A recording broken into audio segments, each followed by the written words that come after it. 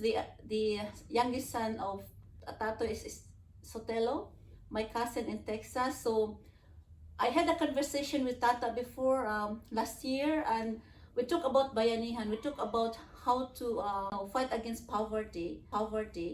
And Joseph wrote a comment, and now I just want to to talk to with him about the bayanihan. What does it mean to our culture? This is really very valuable. This is just like a part of our culture that mold us, with compassion, love, and kindness. And we always help, but we don't think that people will, give us in return or pay us. This is part of the culture. And I think this is also because we are taught to be Christian. Church, we always have this mentality of giving and sharing, because life is love and love is sharing.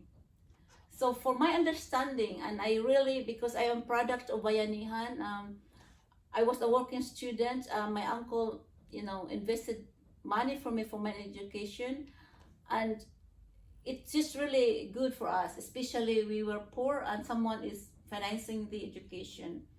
But at the same time, in the course of time, I also realized that more often solidarity sucks, because bayanihan is like solidarity, and people, they are not taking ownership of their finances, especially when they have relatives abroad who are overseas Filipino workers. And what do you think about that, Joseph? This is something I even identify in myself, this concept of self-sacrifice. That's important in kind of Christian traditions, right? We have a lot of our spiritual messaging has always been about saints and the such, Yes, yeah. who end up becoming martyrs, right? So that is something that is inherent to Bayanihan, and it's something that me as a half Filipino, as a Filipino American, I experience. But it's also something that maybe other people of Catholic traditions have. Maybe there is some relationship between Mexican Americans, of which I'm also part of that community. Oh yeah. Maybe there's a lot of relationships there, right, that prevents us from kind of attaining the promises of capitalism, right? The image of, in America, the yeoman farmer, of someone who's independent. They can provide for themselves, for food and for resources. That's really important. And so how, because that is how the world is now. Yeah. Every system operates within the capitalist model. So how do we relate to that? And that's difficult, especially when you have these entrenched traditions after hundreds of years of colonization. Yes. So because we are taught to sacrifice ourselves. Sacrificing means also not thinking about the future. How can we finance? Because in the Philippines, we don't have a health system that the government really support the people, provide health care to the people. We don't have like this, the government who support the needy with housing, health care and so on. So it is the family. We have a family system who supports the whole family in need. But at the same time, we have been creating the generational poverty. We just survive. We have just survived. But when we have problems like illness, like cancer, how could we are then stuck in debt. We have to borrow money, and this is just like an ending cycle. Yeah. This is the unending cycle. So the thing is that we should, and everyone should take ownership of their lives, of their finances. But do you take ownership of the individual or of your family unit? I mean, it's my perspective that in America, some of the most successful immigrants are going to be Asian communities. Yes. So, and this is something that's going to color my perspective, because I'm only seeing the top of the Philippine Yes. ability, Yes. right? So I have a very diluted version of what success is, and so Asians are very successful, right? Is it because we're collectivists? Is it because we have bayanihan spirit amongst all Asian communities? And I kind of think there's something there. There is some competition. There is a lot of sacrifice that you're making for your children, and that's what really leads to success. So bayanihan can work in perhaps an advanced economy. Perhaps we're seeing some echoes of that, like I said, with the success of Asians in the West. But why is it not working in the Philippines? Why is that the case? It is not really working in the Philippines. I can also see from my perspective, observing the Filipino communities.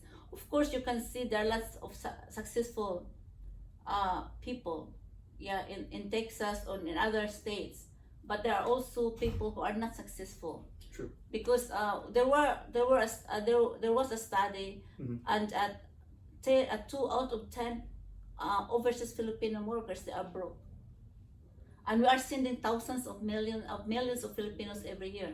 So if you just calculate it, there are lots of overseas Filipino workers who are broke, and at the same time, the family, they're just sending money to the families, and if they are they just don't know how to spend money. So at the same time, you can see there are lots of beautiful houses in the Philippines because they are come from the overseas Filipino workers, but there are also lots of dependent people within the system. That's true for a lot of social programs. Yes, yes. And like I said, there's always the two sides of every coin. When I think of it, I lost the train of thought there. Yeah. So, give me a second. It seems like us sending money home because of the exchange rate of the dollars. Yeah. It inhibits us from succeeding in the capitalist structure. We have the ability, right? Intelligence doesn't always equal success. No. We have the ability to succeed as Filipinos in these advanced economies, but we're sending a lot of money home, making us less competitive. That financial literacy isn't there. There's a lot of skepticism and distrust probably of the financial sector. A lot of the things, how I perceive it, is that Filipinos, we like tangible things. Healthcare is something that's tangible, and it's something that will always persist. Whereas when you deal with a lot of this work that we're doing now that's in the headspace, it's something that I see a lot of the older generation Filipinos not willing to engage in, and that mental work. Not saying that we're not able to do so. We have the intelligence and the capacity to do so. It's more so the freedom of money to invest. Yeah. Right. You can't be living check to check and have those expectations. And that's the only way to succeed in this new world that we're gonna exist in. Yes, this is also the problem, because because of the advancement of technology, they can see now in Facebook, whatever social platform we have, that there are lots of beautiful things. And if you are sending money, and then if they don't possess a financial literacy, they are tempted to buy all those beautiful things, and more often it is not the need but the wants. So financial literacy is really very important, so that they understand how to budget money and how to save money for the rainy days and how to invest. And this is really lacking in the Philippines, because you can buy everything you want now. And you are just tempted because you can see in the social media how beautiful the dresses are, how big the cars are. So if they earn a little bit. They think about cars, they think about big houses, but they don't think about how to save, how to, maintain my health, because we don't have health insurance in the Philippines. Mm. So this is just like, bayanihan is a good thing, but on the other side, we should not be, live in this cycle. People should be educated about financial literacy, not only financial literacy, of course, but mainly also in financial literacy, so that they think about how to leverage our lives. It's good. There are always weak members in our society. True. Is this really true? We are there to help them, but it should not be the 90% of the members of the family really don't know about financial literacy, and this is the problem now. Yeah. And that's hard. And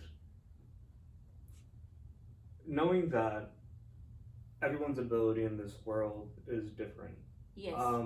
And that's up to chance. We don't get to choose. It's difficult, especially when you're working with this power dynamic. The fact that our dollars can have exponential impact in the Philippines. Yeah. These really are really hard questions on what is morally correct. There's a lot to. It's hard because people who succeed, it seems, in advanced economies, they don't have to deal with a lot of these questions, a lot of this discussion on, well, if I sacrifice my wallet, I can improve people's lives exponentially. And that's hard. That's a hard thing, No, and you not a lot don't- of people engage that. Yes. Is that true? Yeah. You No. don't need to sacrifice yourself. I have a formula. You all spend for your net income, 70% of your net income. You spend it for your foods, for your clothing, for your shelter, or whatsoever. 10% you really have to invest. First, build up financial security. If, for example, if you are unemployed or something like that, and then 10% you spend it when you for vacation or something like that, or you invest it for your education, further education, and 10%, only 10% of your net income you can spend it to support others. And this is, you have to limit yourself because your financial resources are limited. Even the government, they have budget, so you have to budget your money, and 10% of that, of your net income, you can help other people. This is not sacrificing, this is only compromising for something better. So if I understand correctly, Mhm. if we, in the meantime, pull a little bit of our resources out of the Philippines, Yeah. in order to benefit the entrepreneurial spirit that kind of describes a lot of the West, Yeah. 10% in scale, right? The difference is, you and my mother had a lot of similarities growing up, Yeah. and now it's kind of a question of scale, Yes. right? A 10% of yours is different than 10% of mine, and Yes. 10% of mine would be tenfold of your half. Yes. And that's kind of that's a hard thing to decide, right? And those are hard questions, and those are ones that we have to accept, I suppose. Because to at the accept end of the day, you should also be sure that when you are getting older, or when you retire, you have money. Because if you don't have limits, if you don't have this 10% to support others, if you don't have limits, you will be broke like other Filipinos. And you bear the next generation. Yeah. And that's a huge issue right now in Yeah. America. Yeah. How are we going to afford, my generation, how are we going to afford to survive our elders? Yes. And especially in America, where you don't have real concepts of bayanihan or multi-general households. You have those in Hispanic cultures. You have those in We Filipino have that, cultures. and we value that. Um, But it's time to wake up. It's time also to educate other people that we cannot go on like this. That other people will always think, I have to sacrifice until we don't have any limits. There are lots of Filipinos here abroad. They can't even afford to buy 3 meals because they are always sacrificing self so that they can send money to the Philippines. And we also have, this is also the question of the for the families in the Philippines who are receiving money from overseas Filipino workers. mhm. It is also moral that other Filipinos cannot even afford to eat so that they can support the family back home. It is only this is only in the matter of perspective. Yeah. Of course, we always support. This is part of our culture, Christianity. But to my perspective now, we don't need to sacrifice ourselves. We only have to compromise and give what we have. Otherwise, we cannot break the cycle of poverty. I think that also, you have to know what is enough. Yes. My mom spent our entire youth teaching us what work is. Yeah. She didn't really spoil us in a lot of ways. Yes, I have a lot of funny stories of how I would get my date money, and it was yes. it's funny. Yeah. But I observe you, the three of you.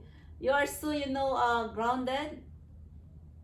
You're just so very simple. Mm-hmm. The way you dress up, the way I know this is part of the upbringing of Tata, and it is also very important. Mm-hmm. Yeah. It did lead for me to have a little bit of dissonance, right? We worked so hard as a family unit. When do we have the luxury? And it was an entire conversation at a young age, at 10 years old. I wasn't ready for. It was something for me to learn. And now it seems that we have a system. Our family has a system of educating our family, of having stability to bring people home. Yes. And those systems are very difficult to create. It wasn't easy for anybody in my family to experience that growing up, and I can't comprehend in my mom's mid-30s how she did that. It's as a single parent with 3 children. I mentioned in my prompt to you that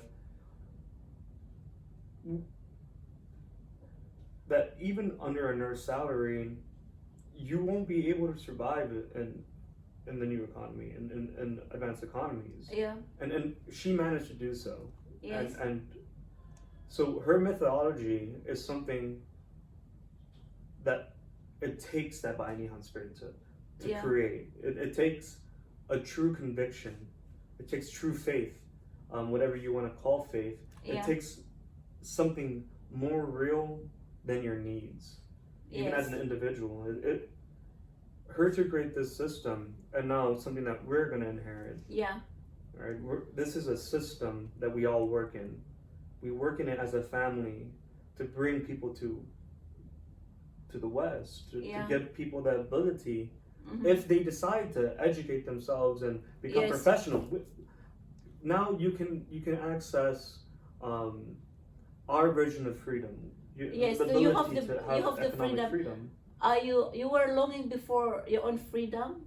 As a child, you have just this like you live in a box and you did not really comprehend what is freedom is. That was only the definition, but now you are a big man now, and you have another perspective. You see other things now more clearly, and you also experience bayanihan in the Philippines, and also here you know it, how your family, how Tata, you really realizes the bayanihan spirit. And I think that's something though that it's not an intellectual exercise. No, it's just it's how life unfolds. how life unfolds, but it's also uh, it also be like our upbringing in the Philippines. We were poor in the Philippines, and we also have dreams. Yeah, it's also contributed to the as a whole.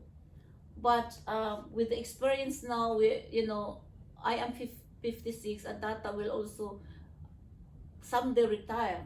So we also have some changes in our perspective in terms of Bayanihan. And this is just like, life unfolds, just go with the flow, and then you see things which you say, okay, because financial resources are limited. But you still continue helping people, but see to it that you don't sacrifice yourself. There's always compromise, but never sacrifice yourself. That's true. Yeah.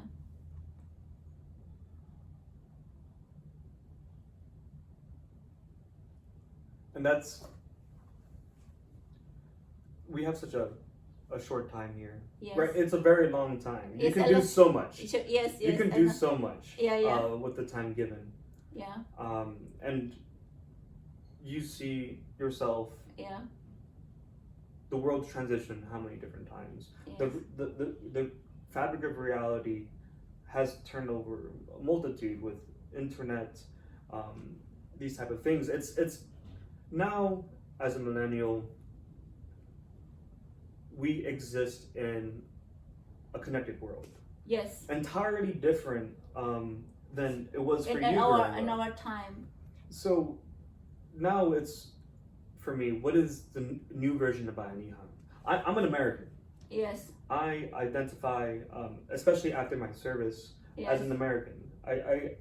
I grew up doing Filipino dances, tribal dances. Yeah. It's part of my tradition. Same thing with my Catholicism. Yeah. It's part of my tradition.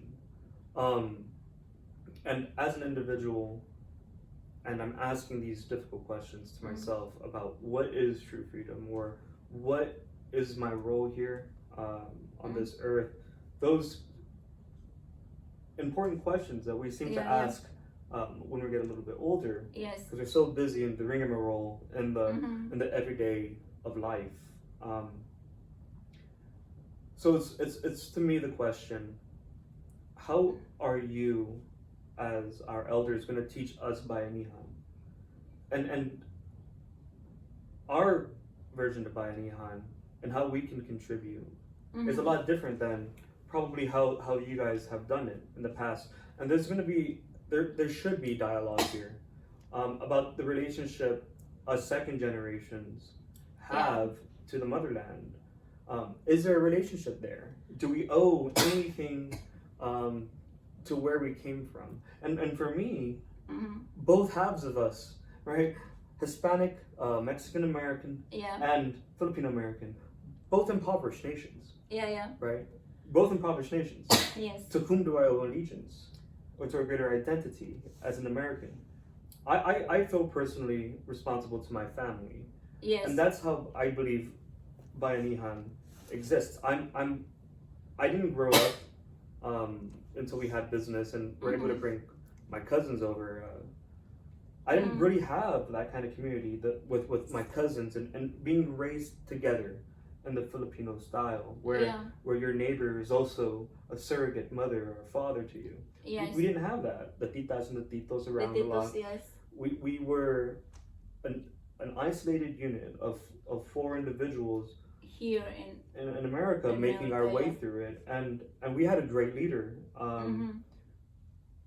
I rebelled against her often, but she's a great leader because she put forth, like, she set the wheels turning, right? She set this. It's up to us to keep that alive. So older generations have a responsibility to start these traditions for us to uphold. Yes. And it's up to us to figure out how we can help. I can't save the world. Our family can't save that's the why world. you don't need to sacrifice yourself, because you cannot save the world. You only make compromise according to what you can afford. Especially you have business now, it is not only that you have a responsibility to your families in the Philippines or wherever they are, but mainly you also have responsibilities to your employees. Yes, 100%. Yes. So it's really a matter of budgeting your finances, Mm.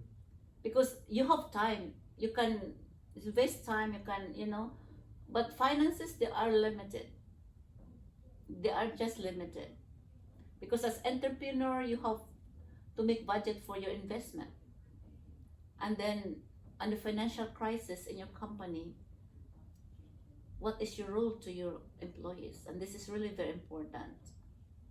To your families, of course, you have you have responsibilities also, but see to it that you have budget for everything. Mm. Because you don't need to sacrifice yourself, you only have to compromise yourself. Instead of buying a big house or buying a brand new car, Mhm. maybe you can say, okay, I don't need a brand new car, I can just buy second hand. Mm. Instead, half of this I can send money to the Philippines, or I can help someone. I mean, that's That's yeah. yes, this is only, you don't need to sacrifice, you don't need to say, no, I cannot buy this car because I have to help someone. You just have always a choice, buying brand new or second hand. All of our vehicles are secondhand. Yes. we, Yes. we have employees who have nicer cars than us, and that's Yes, fine. I know. I yes, I know. But these are observations you could probably make that. Yes, I already.